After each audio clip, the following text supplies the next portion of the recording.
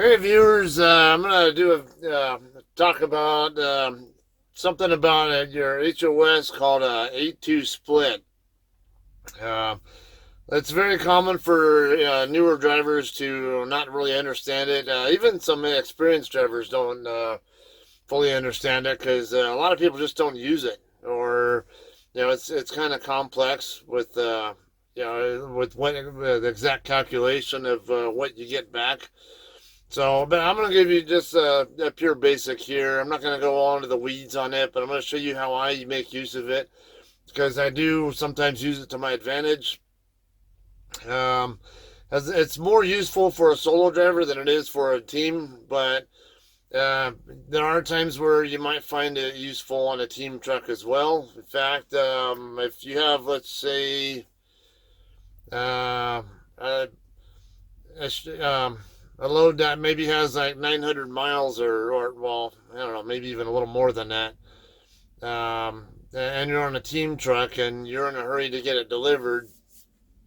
One of the ways you can save time is with an 8-2 split where you actually yours and the other drivers, you know, 8 and 2 hour periods overlap each other. So, an example here, let's say you start driving, you start off and your teammate does an 8 hour sleeper berth period while you're doing your 8 hours. And then once you stop at the end of your 8 hours for your mandatory break, you make it a 2 hour break.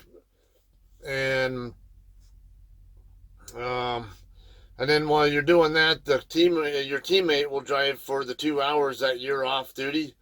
And then once your 2 hours is up, then you guys switch again, and then you drive the remaining 2 or so hours of your shift, and yeah, and then your teammate takes a 2 hour up to, 2 to 3 hour break while you're doing that part, and then at the end of that, then your teammate takes over for the final 8 hours. So that's one of the ways you can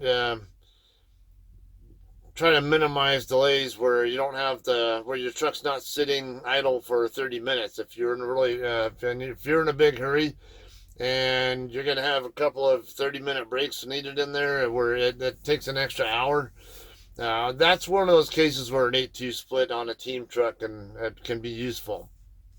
On a solo truck, when is it a good idea to do an 8-2 split? Really, you can do it anytime. You can do it as a pure convenience, for your personal convenience. Maybe you don't sleep full 8 hours a day, and or during your off duty, your 10 hour breaks. If you're like me, I only sleep about 4 or 5 hours, and then if even that sometimes, and then sometimes I just as soon I'm awake, I'm ready to drive. I'm alert, I'm awake, and but now I have to sit there and burn time that I could be using productively, that now I have to sit in the back twiddling my thumbs or do something else, not something else non-productive. It doesn't matter if I'm sitting sitting in the back doing nothing of any real use, or get out and exercise, or whatever the case may be. But so that's one of the ways. Also, I've had a case where now this was kind of taking advantage of the HOS, to be honest with you, but my first, I think, toward the end of my first year, of driving, I remember I was driving solo. I had a delivery to make at what is it? Why am I forgetting the name of the damn? It's not food for. Basically, it's a food service vendor in Boise. It's a well-known company. I can't. I'm just drawing a blank on the name of the company for some dumb reason. Anyway, I delivered there, and after that, I had to. It was a 4 a.m. Well, actually, it was a 4 a.m. delivery, And I had a 10 a.m. pickup in Ontario, Oregon at Americold. Now, if you know anything about Americold, they are real sticklers about you showing up on time. They will charge you a late fee if you're not there when you're supposed to be. And on top of that, if you show up late, a lot of times you end up getting stuck waiting even longer because the way their process is, they usually they'll put you in like a work-in pool after that. So only had 6 hours there. Now I remember on that load, I'd gotten there about 12:30 in the morning, or 00:30 local time, and then I started an 8-hour sleeper berth right away. And then I kind of cheated and crept into the lot because I was able to park right outside there. Oh, I know it was Winco Foods. That's what I was thinking of. But anyway, yeah, parked right outside the facility, and then because they wouldn't let me check in early, I went ahead and just showed up at the guard shack when I was supposed to, and then I just crept in at real slow speed so it wouldn't put me into drive status, whatever, and I could stay in sleeper berth, even though I'm not technically in sleeper berth. You didn't hear that, though. But I'm trying to do things to my advantage.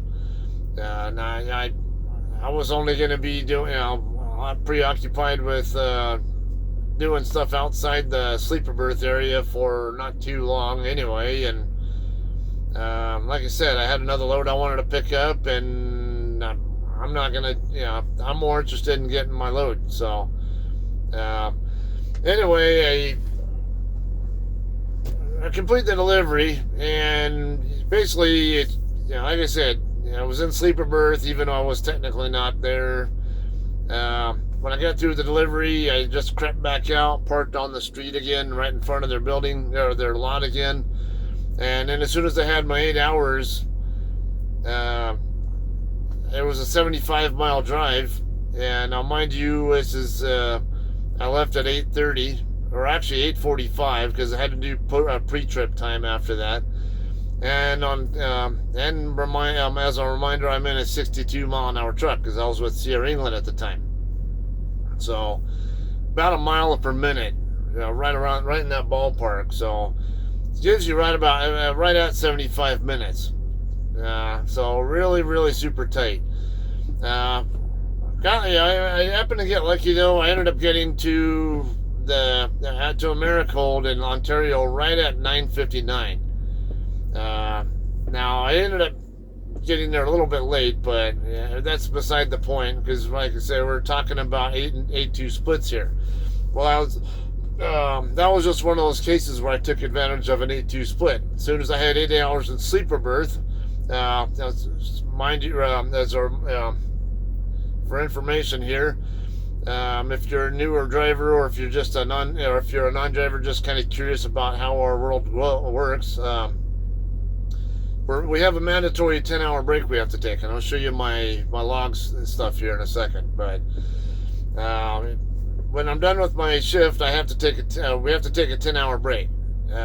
We can alternatively do an 8-hour sleeper berth period uninterrupted, and then at the end of that, then we can go back on duty. And what it does is extends our 14-hour clock. You may or may not get drive time back, and I'm going to explain that here in a second. I'll show you on my logs here because I've been doing 8-2 splits the last couple of shifts, at least the last one, and I'll explain that in a little bit better, so you have a better concept of it. All right, so that was one of those cases. Another one would be like maybe if I just have some personal ulterior motive involved here, like. Maybe I know I'm running just about 10 hours ahead of schedule, or maybe 11 or so. So, and maybe doing a 10-hour break would cause me to show up about 9 hours ahead of schedule instead of 11. And in my case right here, this load here, I'm going right past my house to get to my receiver. I live in Victorville, California, and the load is going to Colton, California. So this is one of those cases where I have an ulterior motive. I want to get to my house and spend time at my house, as much as I can before I make my delivery. Well, in this particular case, it's not quite going to work out because I don't have enough slack time in there to work with between when I would get to my house and then when I have to make my delivery. So, um, but regardless, that's one of the ideas where I might do that for personal reason. You might have an interest in doing something similar. Maybe you want to stop somewhere else along the way. Maybe home or maybe somewhere else. Maybe you visit a friend or a family member or somebody who's along that path and is within, not quite to where your receiver is, but not that far away either. Maybe a couple hour drive or a few hour drive, whatever. Uh, you can. It might help you there to do an 8-2 split. Like say you do your 8 hours and then get moving and then get to where that other location is you want to hang out at for a couple hours and spend your 2 hours there instead of your 30, and that completes your 10-hour rest cycle, and then finish driving the rest of the trip to the receiver from there. Okay, so that's another one. It's another one I just had in mind.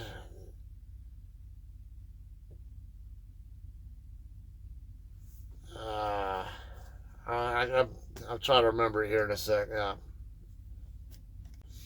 Okay, so another situation where I've done an 8-2 split before. I remember this is again when I was with England. I had a delivery in, I think it was the San Jose area. Yeah, I was somewhere over in San Jose, I think. And then my next pickup was, I forget the name of the town, but I remembered it was like bell peppers or something that I was picking up. Somewhere, was it in between the 5 and the 99 or east of 99? I forget, but I remembered Highway 120 was involved. But okay, I remembered I had taken, I had gone down to basically down to Gilroy, California, and took Highway 152 across, and yeah, I ended up over at the pilot, over by what's that, Los Baños, um, Los Baños, Santanella area, and I had let's see, my pickup was basically more than 10 hours. I think it was like good 12 hours or something like that after. Or, well, no, it was far enough where, okay, I was able to do an 8 hour sleeper berth in San Jose. Or, not San Jose, but pretty close to there. There was a Walmart I parked behind over there. And did an 8 hour sleeper berth there. And then what it is, it extended my 14 because I didn't have enough time on my clock to get to Petro on what I had left of that shift prior, but I did have drive time to get to that. I did not have drive time to get to the receiver or to the shipper, if I remember right. But so what I did, I just did an 8 hour sleeper berth period, and then when I got my 14 hours back, I think I had like an hour and 20 or something to work with. I went ahead and went over to Petro, and that got me there, and then it was at least closer to the shipper. And I had enough time in between where I could go ahead and do another full 10 hour break and then get a fresh 14 and 11 hour clock to work with. 11 hours of drive clock for those of you guys who don't drive for a living, and a 14 hour clock is basically our shift clock. Once we go on duty at the beginning of our shift, the 14 hour clock starts ticking down and it will not stop for any reason until we do a 10 hour break and reset it. That's basically those in a nutshell there. So anyway, yeah, I got to Petro, so at least I had a shorter distance to travel to get to the shipper, and it also meant that when I got through picking up the load, I could get it further down the road on its route before I had to stop for my next break, which always helps because the further I can travel on each shift and get closer and closer to the receiver, the more advantageous it is for my reloads, and as well as for on time duty status possibly.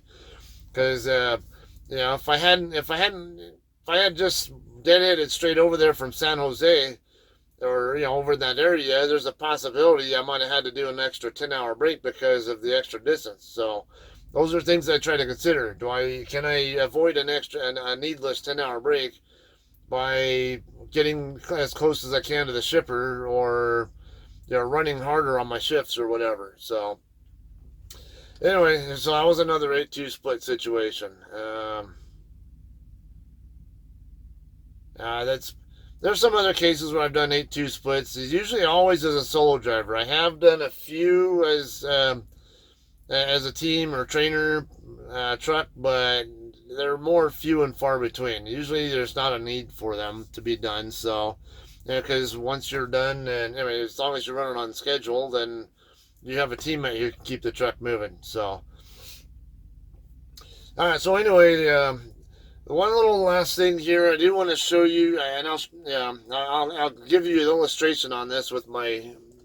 Just want to make sure my Qualcomm doesn't turn off on me. Okay. Now, when you're a solo driver, it's most advantageous on an 8-2 split to take a 2-hour break in the middle of the previous shift first. And then that way, and I'll explain why in a second here. Or I'll show it to you.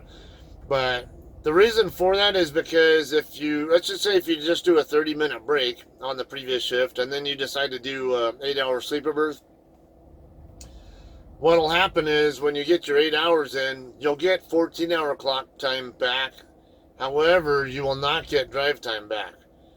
So, that's a concern there. So let's just say, actually, that brings up another point here with when is it advantageous? When is it important to do that 2-hour break before, or when does it not matter? Okay, like that San Jose to whatever I forget the town was case, where I had the time between loads to work with, but I didn't have enough on my clock to get all the way to the shipper and do a 10-hour break at the shipper. So I went ahead and just made use of that time there. But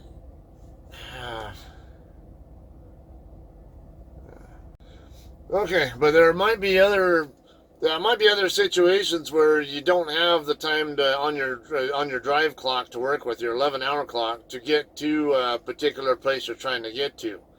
So let's just say, like, I'll show you right now here on my own clock. Okay, I'm gonna turn the light off so easier to read. Okay, my hours of service here. Now I just finished a shift. We're in a really strong 730-mile shift, and okay, as you'll see here on my drive clock, I'm down to 7 minutes left on it. So out of 11 hours, I used 10:53 of it on this shift. Okay, now my 14-hour clock is at 17 minutes at the moment. It's gonna keep counting down on me. Is if I keep looking if showing it right here, you'll see it tick down to 16. And my 8-hour clock will also tick down. My 70 won't move at all, as long as I'm off duty. Okay, well that's moving on to the 8-hour sleeper berth though. I did an 8-2 split last night, or yesterday afternoon right here. So right here I had 8 hours and 6 minutes actual time in sleeper berth. And the off-duty time prior to that was only 13 minutes. So total time in between shifts, when I went off duty after my post trip prior to that, and when I started my pre-trip on the next shift, it was only 8:19 total for my break. Now, because I had actually done a 2+ hour sleeper berth period the previous shift, see, I ran.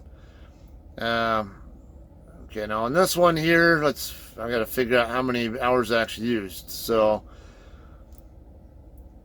all right, so right here I spent 4:27. They say I ran 4 hours and 27 minutes straight without stopping at the start of the shift, and then the next drive section there was 1:23, so that's 5:49. Okay, so 5:49 of drive time, and that came before my accidental 4-hour break. It was supposed to be a 2-hour nap, but it turned into a 4-hour nap instead. So, but it was still 2+ hours. Okay, and then yeah, I was what did I say, 5:49, I think it was. Okay, and then add in the 3:21 here. I ran 8. That's actually 9. Yeah, about 9 hours and 10 minutes. So that meant I had about an hour and 50 minutes left on my drive clock by the time I stopped there. So when I did my 8-hour sleeper berth here, what happened is I already had the hour and 50 that was already sitting on my 11. Now, what happens after that is the drive time that I accumulated, that I had done prior to the sleeper berth, prior to the 2-hour break. It didn't matter if it's sleeper berth or off duty. It just has to be at least a 2-hour break. Okay, so the 5:49 here got added on to the 1:55 or 1:50. So what I ended up with was I think 7:38 or 7:39 or something like that on my 11-hour clock after my sleeper berth was after my 8 hours part of the split was done. Now, the 2-hour plus part is an important part of it here, because if you do an hour and 59 or whatever, anything less than 2 hours, even just a single minute less, you will not get the drive time back, at least as far as the previous shift was concerned. If you take exactly a 2-hour break during your previous shift, in the middle of your previous shift, then you do an 8-hour sleeper berth period, then whatever drive time you did prior to that 2-hour break will come back to your 11-hour drive clock.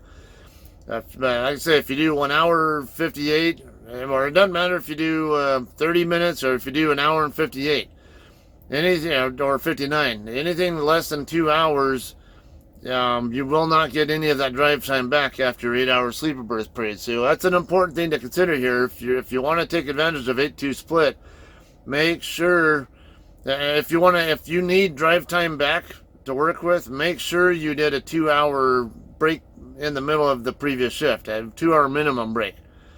Okay, so it's basically more like a 2-8 split in that situation. So now if we look at the current shift that I just finished, and now I just said I just ran 10:53, but now this, because I had an 8-hour sleeper berth period here, I had to do a 2+ hour break somewhere at some other point in time when I ran out of drive time. So what happened was I drove here for 2:02, took a short little break there, and then drove for 4:59. So basically 5 hours plus 2:02, that's 7:01. So I drove for 7 hours and 1 minute before I stopped for my my mandatory 2-hour break. Okay, this is where I started the 2-hour break, so I get basically 7:01. So, all right, now personal convenience there. Now, what happened was I stopped in Jamestown, New Mexico, and I was prior to my 2 hours being up, I went ahead and basically moved the truck over from the parking, from where I was parked over to the fuel island, just to be close. It was for personal reasons, to get closer to the building. And I was going to run in and get a drink, use the restroom, the other usual stuff. Okay, well, it came out to over 2 hours at least. So what happened is, I got that the drive time back from the prior to the 2-hour break on the previous shift. Now, if I do an 8-hour sleeper berth now, or an 8-2 split now at the end of this shift that I just finished, instead of a full 10-hour break, what happens is you get the 7 minutes that I already have. And what will happen is the 7:01 that I drove prior to the 2-hour break will also come back, when I get through with 8-hour sleeper berth. So when I get through with that, the actual period, I'll go ahead and demonstrate it. So it should be 7:01 plus 7 minutes, so I should have 7:08 to work with on my drive clock when I get 8 hours of sleeper berth time. Now, in this particular case, I'm not going to do an 8-2 split, and the reason why is because I have to think about my 14-hour clock and when I'm going to be at my receiver. Okay, so yeah, so like I said, the load's due in Colton at 4 a.m. Okay, I turn that off now. 4 a.m. on the 12th. It is early in the morning on the 11th. It's almost right at 24 hours away from now, actually. My plan is to be there at 0300, an hour before my appointment time.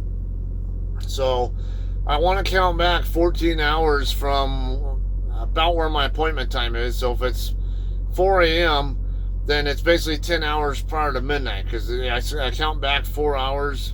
Or another way you can do it, because it's, if it's 14, just add 10 hours to the time you're working with, and then go back a day. That's another way you can work with it. So 4 a.m. add 10, that's 14. So 1400 later today, because it's due for delivery tomorrow. That's when I want to start my clock. I don't want to start my clock any sooner than that in this case. So, and if I do an 8-hour sleeper berth and start my clock right away, what's going to happen is I'll go on duty at only about 11:30 or so California time, and that'll cause my 14-hour clock to expire before I can actually check in at my receiver. So that's the problem.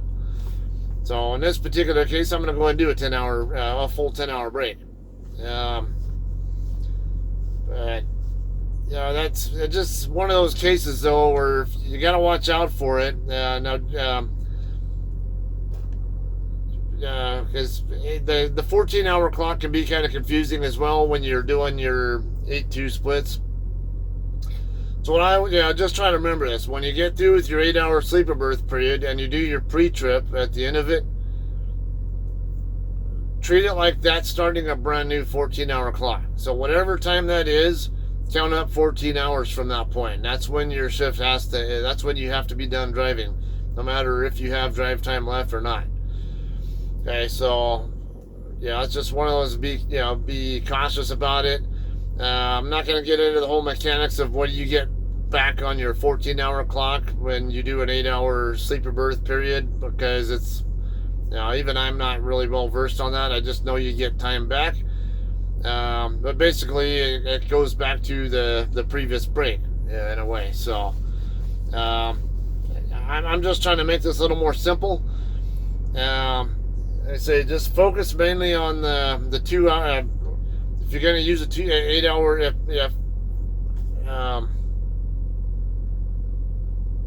just plan on doing a 2 hour break at minimum in the middle of your previous shift.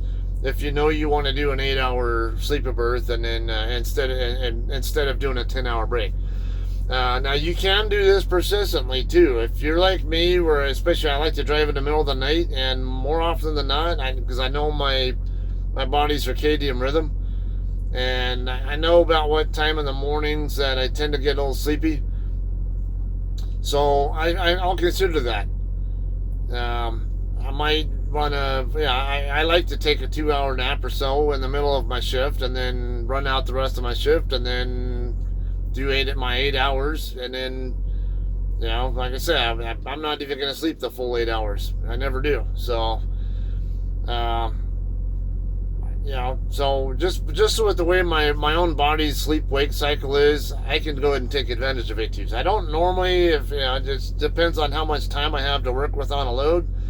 If I'm running on a little bit tighter schedule and I know I'm going to have possible problems with fatigue because I run at night, then I'll absolutely just cycle back and forth. 2-hour break, 8-hour break, 2-hour break, 8-hour break. So, and if you really want to get into a groove with that, you could run, say, 5.5 hours, do your 2-hour break, do another 5.5 hours, and then do your 8-hour sleeper berth.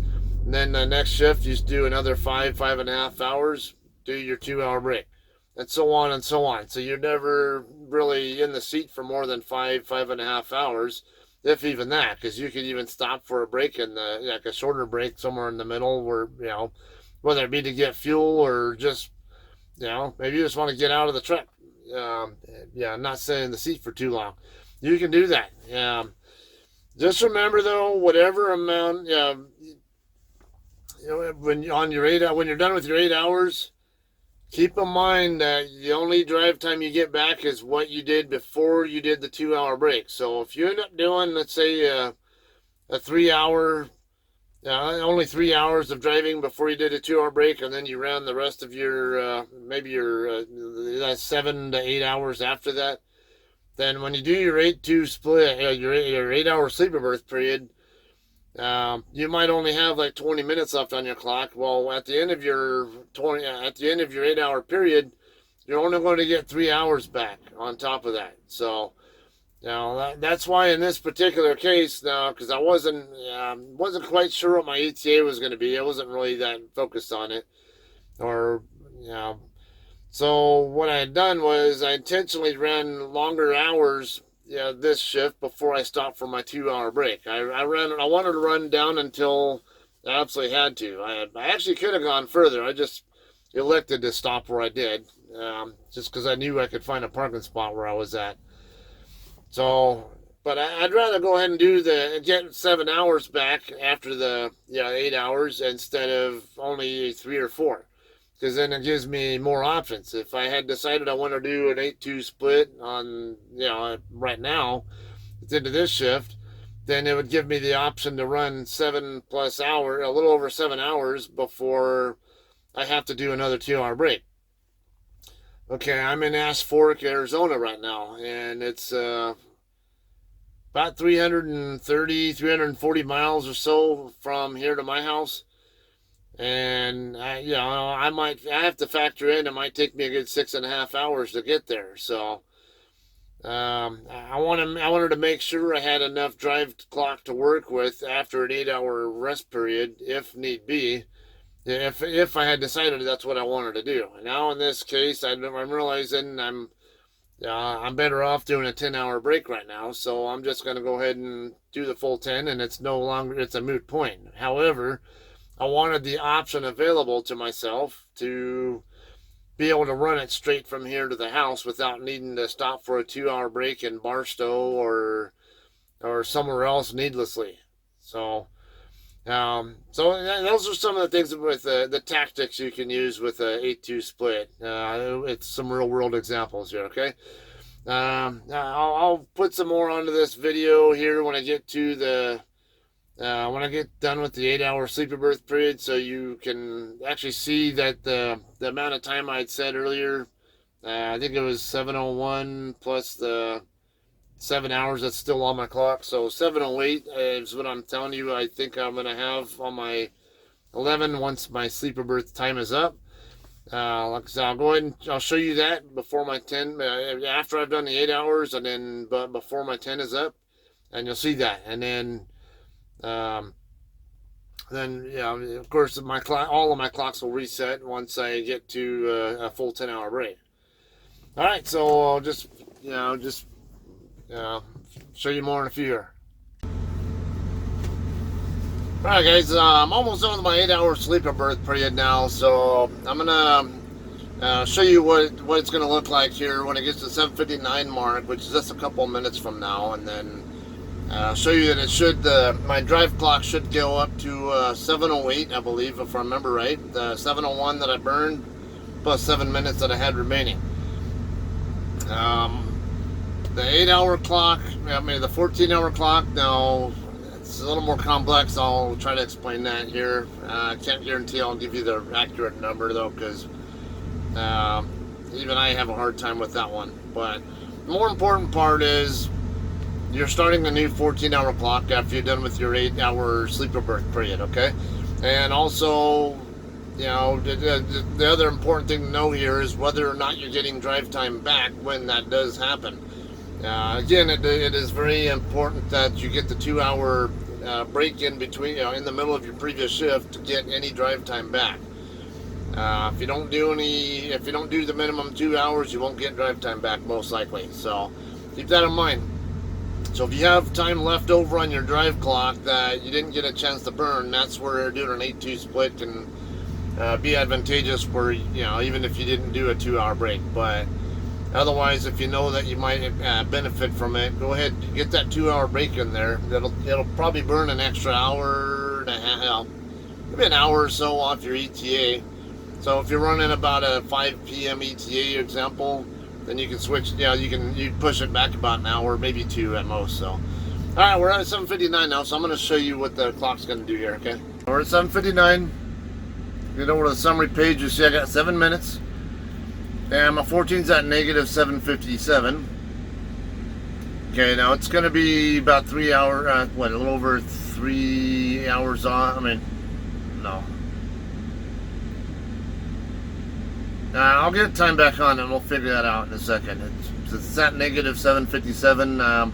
It will go up above what my 11-hour clock will be. It should end up in, okay, see, it went to 709, right in that ballpark where what I was telling you earlier. So I might have counted 8 minutes before, and my drive clock, my 14 went to 926. So I still have, what's that, 432 or so that did not come back on the 14. It'll come back later. Now, if we come over here to the